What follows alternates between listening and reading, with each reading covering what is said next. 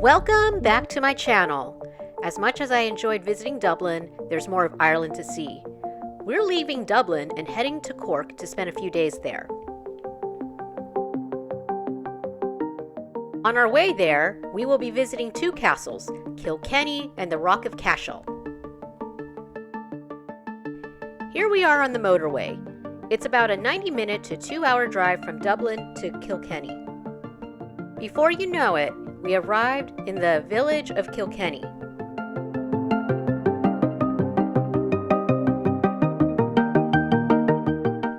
We found a parking spot behind a shopping center and walked our way to the castle.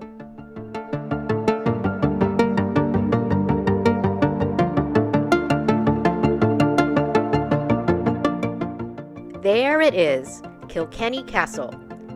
Kilkenny Castle dates back to the Norman period, and it was more of a defensive castle.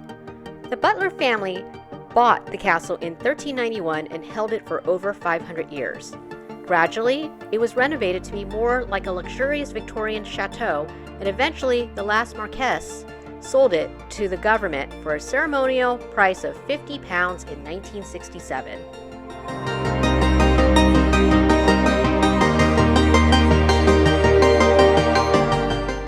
Today, tourists can enjoy the castle and its grounds. We made online reservations to spend a couple of hours here. I have to say, that was the best £50 real estate deal that the government got for the people.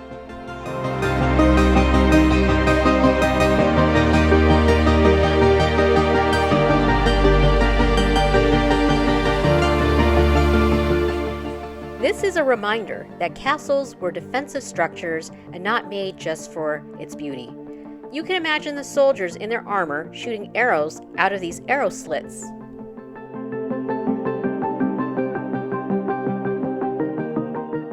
Now we get to see the extravagance of the castle by touring the different rooms.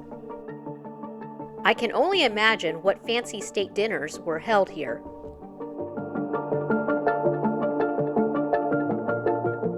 Even the stairways are works of art.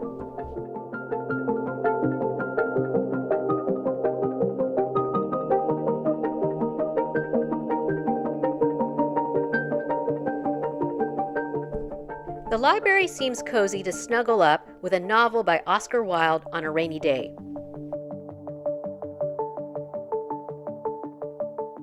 You can catch a glimpse of the castle grounds from the window, and yes, we will be exploring that in a bit.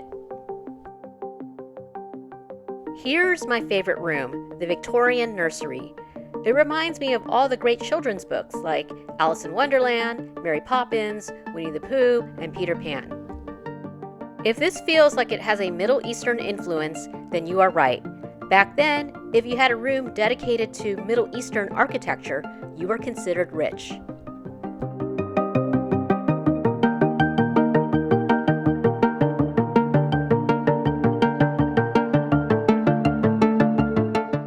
And now to the grand finale, the picture gallery room. Here's what it looked like then. Here's the present day.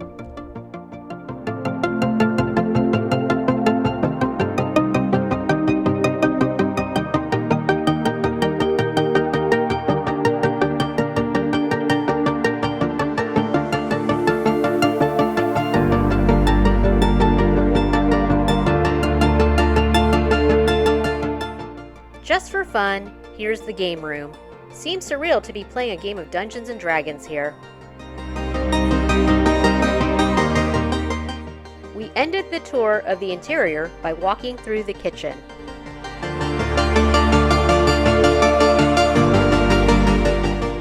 Now we walk the grounds outside the castle. It looks like this area would make a nice jogging path.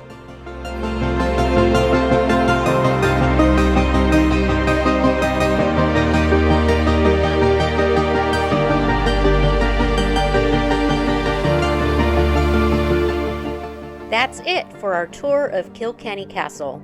We had a little time to explore the village before heading back on the road.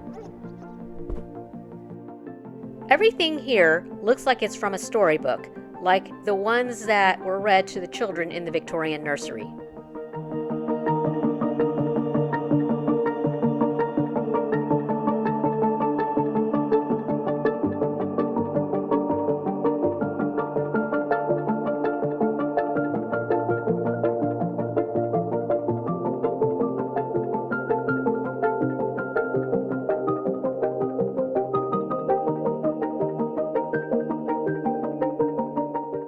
say goodbye to Kilkenny. We now continue southward about an hour to Rock of Cashel.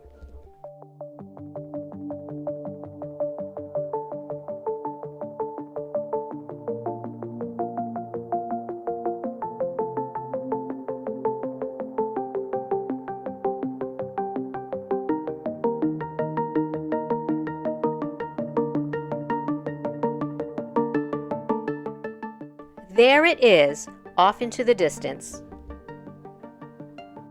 We pulled up into a public parking lot, and we were greeted by the statue of Cashel dancers. It feels traditional. Before we head up to the castle, we walked into Cashel village to look for a place to have lunch.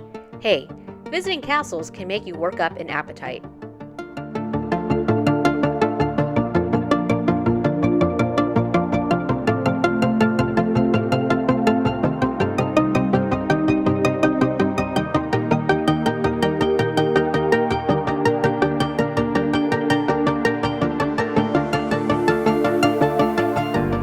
This plate of sandwiches and chips seems like a royal feast. Now back to the main event.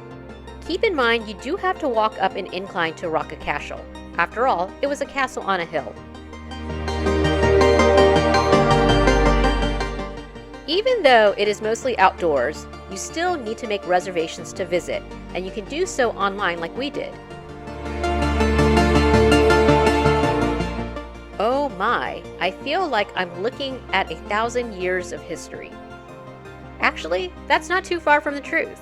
According to legend, St. Patrick converted King Angus to Christianity here.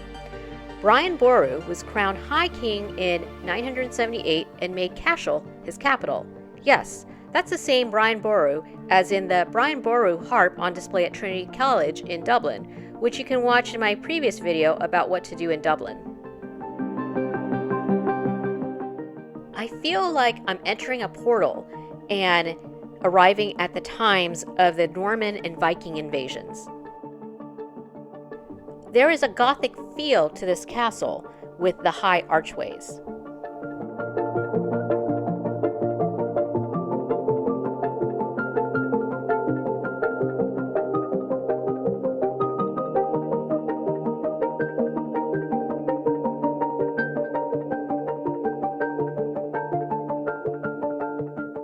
Outside are headstones much older than you can imagine.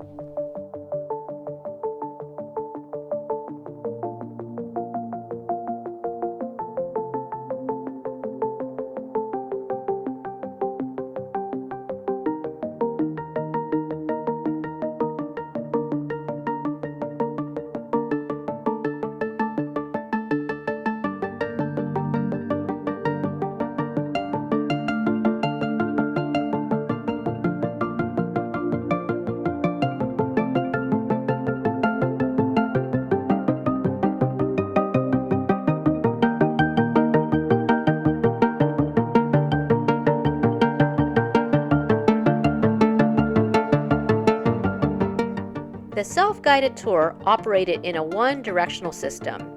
We had circled around the exterior and soon we were back at the entrance.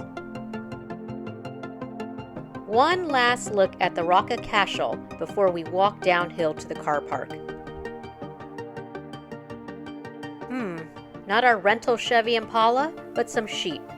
Of course, this is Ireland. Off we go from the car park and leaving Cashel village behind. We are finally headed to Cork, which is about an hour away. I like how we combine the tour of the two castles on our way from Dublin to Cork. Normally, a direct drive from Dublin to Cork would take about 3 hours, but what's the fun of sitting in a car for that long when you're on vacation?